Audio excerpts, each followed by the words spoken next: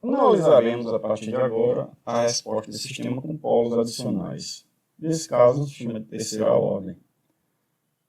As equações anteriores servem apenas para análise de sistemas com um ou dois polos, porém, aí, sob determinadas condições, e a gente vai tentar analisar isso dessa forma, um sistema com mais de dois polos ou com zeros, que a gente não analisou anteriormente, aquela expressão conhecida para sistema de segunda ordem, ela não possui nenhum zero, possui apenas dois polos, descrita de forma geral dessa forma. Ele pode ser aproximado a um sistema de segunda ordem, tal qual está estabelecido por essa função de transferência. Então, vamos considerar um sistema com três polos, sendo dois complexos e um sobre o eixo real.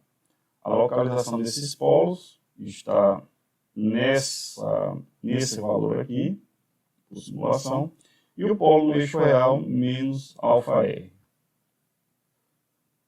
Em frações parciais, você estabelece dessa forma, aplicando um degrau, eu tenho o termo relacionado ao degrau, o termo relacionado à parte dos polos complexos conjugados e o termo relacionado ao polo que está no eixo real. No domínio do tempo, a gente já sabe como fazer isso, basta utilizar a transformada Laplace inversa.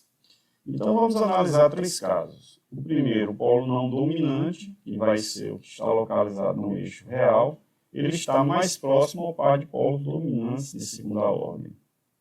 O caso 2, o polo não dominante está afastado ao par de polos dominantes de segunda ordem. E o terceiro caso, o polo adicional está no infinito, ou seja, ele é retirado, na verdade, do sistema para análise. Observem esses gráficos aqui apresentados.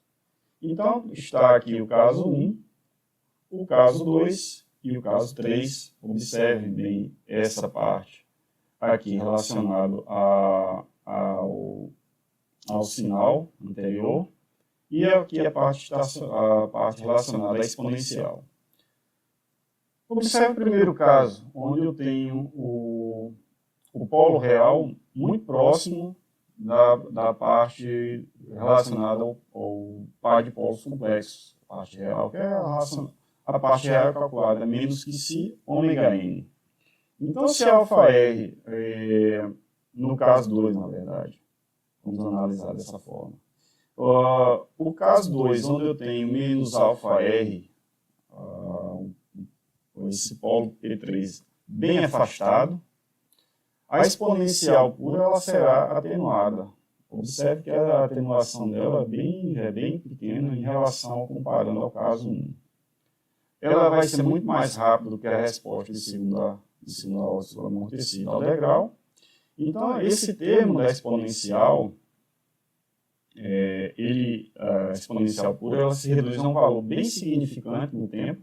Quanto mais afastado, mais à esquerda eu estiver mais afastado dos polos dominantes, isso vai acontecer.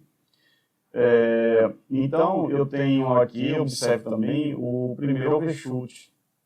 Ele vai também ser afetado. E aí, parâmetros, além do overshoot, tempo de assentamento, tempo de pico, serão gerados pela componente, serão gerados, né, por essa componente na resposta ao degrau de segunda ordem sobre amortecida, se aproximando muito bem ao caso 3. Observe, esse caso 2, ele vai se aproximar bastante do caso 3, que é apenas a resposta ao degrau e a resposta aqui ao par de polos complexos.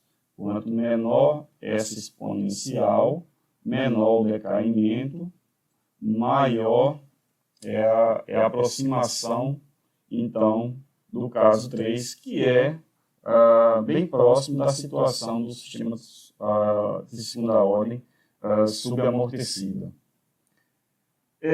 Agora observe, vamos voltar para o caso 1. observe aqui, se esse alfa R1, esse polo real, ele não estiver muito afastado aqui dos polos, da parte real do polo complexo conjugado, a resposta transiente referente do polo real não será tão insignificante no tempo de pico ou no tempo de assentamento aqui. Observe, compare o caso 1, vamos esquecer um pouco o caso 2, compare com o caso 3. Então, em nada se comporta, se aproxima desse caso 3, que seria uma aproximação do sistema de segunda ordem, no sistema subamortecido. Nesse caso, o decaimento ele não é insignificante, observe que ele vai diminuindo com bastante tempo, então isso afeta a resposta, e o sistema não pode, dessa maneira, ser representado como um sistema de segunda ordem. Então, o que podemos fazer?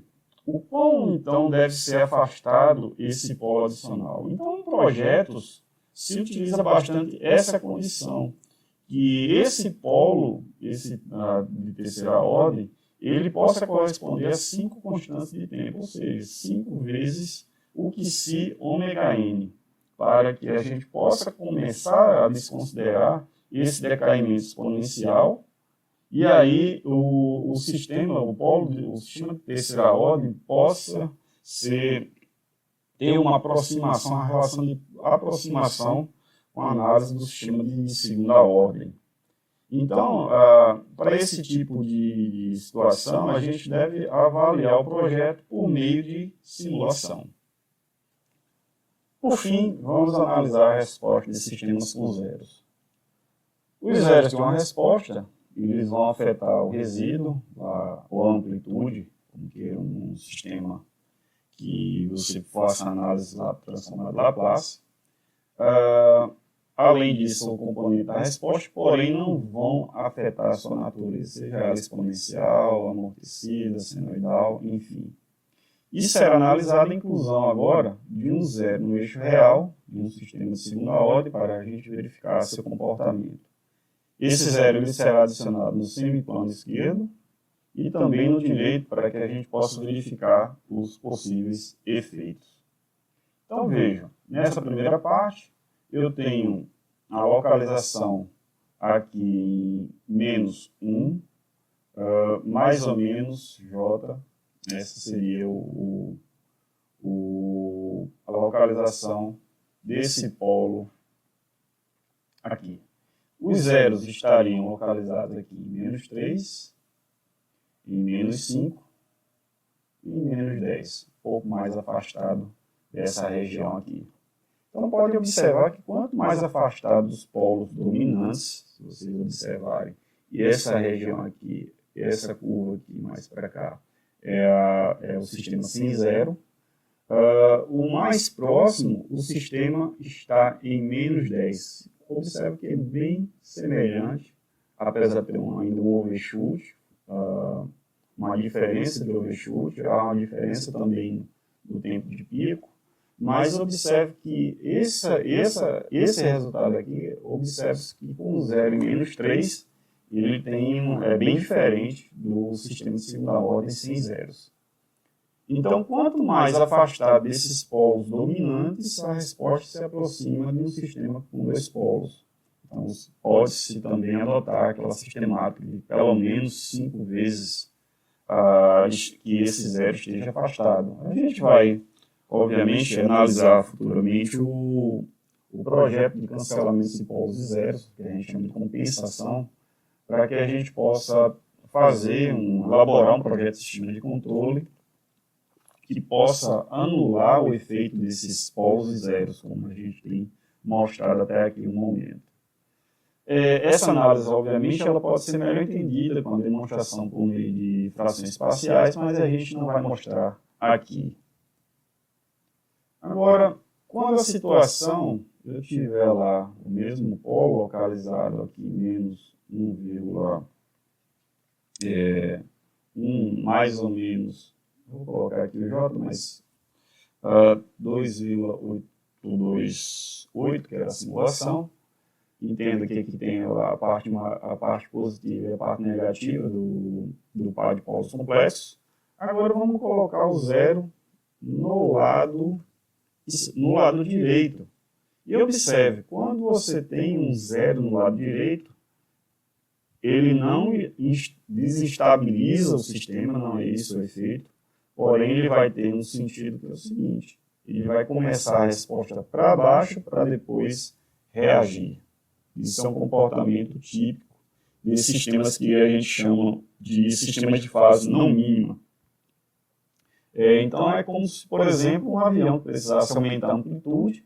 Primeiro, ele diminuiria para depois aumentar essa amplitude à medida que eu precise aumentar de um nível para o outro.